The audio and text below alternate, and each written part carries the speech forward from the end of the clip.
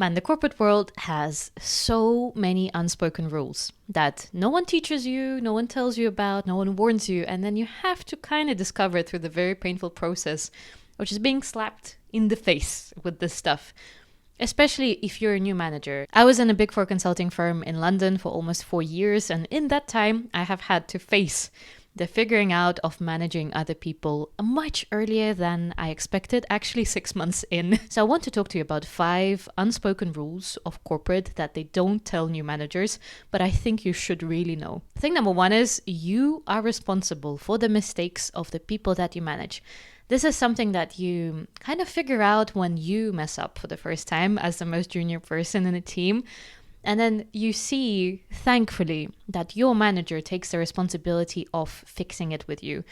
And then if there's any blame from, a client or another team, if they're a good manager, they're gonna take the accountability for that. And then they're gonna manage the mistake with you privately instead. I think this is something that is maybe a bit tough to realize because, if someone else messes up, there will be a part of you that thinks, well, they should get the consequences, not me, because they're the one who messed up. And then if it's something absolutely stupid, you also think that, well, it's going to reflect very badly on me. And maybe it seems a bit unfair at first, if you think about it.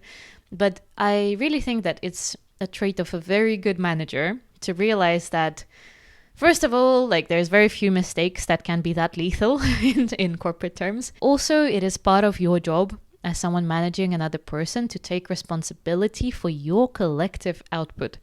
Because yes, even though it's their mistake, but you were the one supervising them and you were supposed to make sure that stuff like that doesn't happen. So the thing that nobody says, but I can definitely tell you from having been in corporate for this long, is that you as the manager are responsible for not only your output, but also the output of the people that you manage. Thing number 2 is career development of the person you're managing is on you.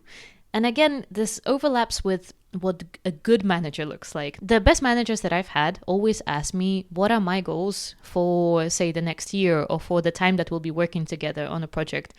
And I really appreciated the ones who not only asked, but also made sure that in the work that we do together, they help me develop in the way that I want. So, for example, there was a point where I wanted to present more and I wanted to lead calls a bit more. So me and my manager at the time actually figured out that where are the meetings where I can take over the presenting rather than them presenting all the time as the more senior person. And we slowly slotted that in. And then as I did more of the presenting, I got more confident at it. And I'm actually very happy that I spend the time developing that skill because it's super handy for literally anything that I do in life. And I know that it's very hard to dedicate time to this when you have a lot of day-to-day work. It's the stuff that tends to be pushed down, the priority list, and it's actually not treated as a priority at all. It's more like, well, if we happen to have a lot of free time, we would talk about development and goals. But I really believe that you need to dedicate time regularly to this sort of stuff for you to be a good manager and for the person below you to feel like you are helping them in their career. You're not just giving them stuff to do. Thing number 3 is you will have to handle more of the internal politics. Not only that, you also have to kind of shield the people that are more junior from it, because this is part of the stuff that you're paid for. It's also part of the stuff that inevitably happens as you get more senior in any career. You realize that decisions at the top are not always made in the clear and, objective way that you maybe thought before, but it's actually very messy. It's very personal relationship based. There's a lot of, beef and tension and whatever else going on between random people everywhere. And you have to navigate that. Sometimes a decision might have been made because 2 people really get along and they went and played some golf together. And then they were like, yeah, you know what? We'll go for this project collaboratively or whatever else. Or, a thing that you're doing, a project might be failing and you're like, well, I wonder why, what did we miss? And actually, maybe what you missed is that there's one person that completely hates another and they have to work together and they're not doing it because they hate each other. And when you get to be a manager, this is the stuff that you have to protect your managees from. It's not something that they should be dealing with at their pay grade. It's the people who are paid more that should be dealing with all of this complexity and the human relationships. And, if there's some nasty stuff going on, more like upwards from you more seniorly, don't dump that onto the person below you. Make sure that they have a protected and efficient and good enough space to be doing the work that they're supposed to be doing, and actually not worry about the things that are above their pay grade. Number 4, as a manager, networking is part of your job. I think this varies a lot with the industry, but if you're in corporate, I can tell you 100% that a part of your career progression, actually a humongous part of it, will depend on who you know and what they think of you, and whether they like you, whether they respect you. Literally, networking can get you much further than any hard skill ever could. And this is the very tough realization that I've had to, internalize and be like, I've always been the person who just tried to work the hardest. And did it get me the best results out of, say, like a cohort of people? Absolutely freaking not. The people that got the furthest are the ones that networked their way through.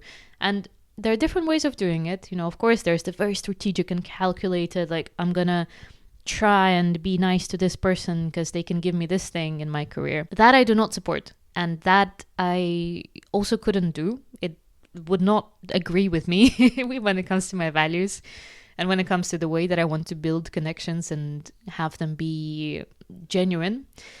But there is a genuine way of networking too. And I think the more senior you are, the more important it is.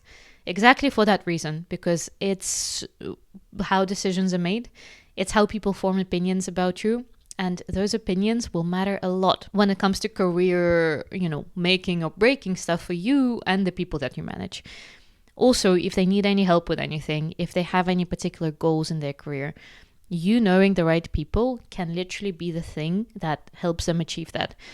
So treat networking as part of your job. As much as you might love it or hate it, if you're more introverted, I can promise you that there is a way to do it while staying true to yourself and not selling your soul completely. And actually, I can't believe that I can say it now, but I enjoy networking now. If I have the energy for it, if I've recharged enough, if I'm not socially, drained.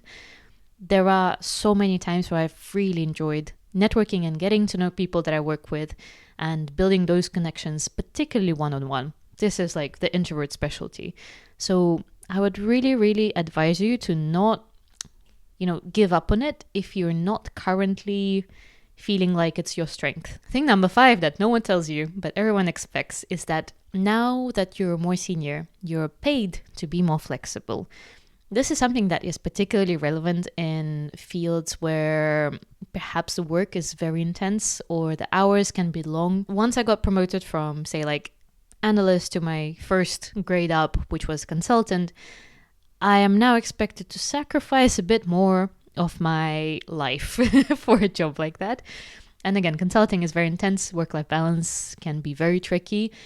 Or if you're in banking, if you're in anything like that, that tends to be, spill over the 9 to 5, you will be expected to kind of drop your stuff and respond to a crisis or an urgent request much more than the people that are more junior than you. And that applies to every grade. The further up you go, the more I'm sure you've seen situations where if something happens that requires attention, the most senior person will be expected to be available, to make themselves available, to respond to it, to fix it. That is not to say that, you can't have boundaries. And actually, I'm very, very passionate about boundaries and making sure you have the best chance of not burning out, because I've been there. Not nice. The thing that I want to communicate to you, I guess, is not that you should drop your everything and respond. It's more like that you will be expected to. And then how you manage it and whether you do it is up to you completely. It's your own decision.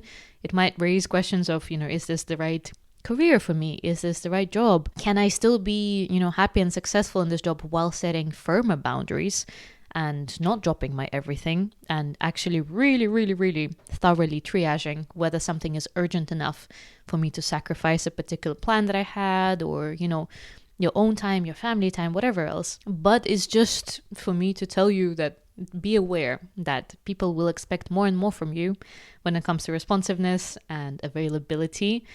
for things that go wrong. If you are a new manager and you're struggling to figure this out, and you could do with some one-on-one help from someone who's had to figure it out for themselves as well in a very intense consulting environment, this is the stuff that I can help you with in one-on-one coaching. If you're interested in working together, you can actually book a completely free call with me where we'll literally get to know each other and see if there is stuff that I can genuinely help you with. And if we get along, then we can talk about working together going forward. The link to book that free intro call is in the description. And I think you will enjoy watching this video next. I hope to see you over there.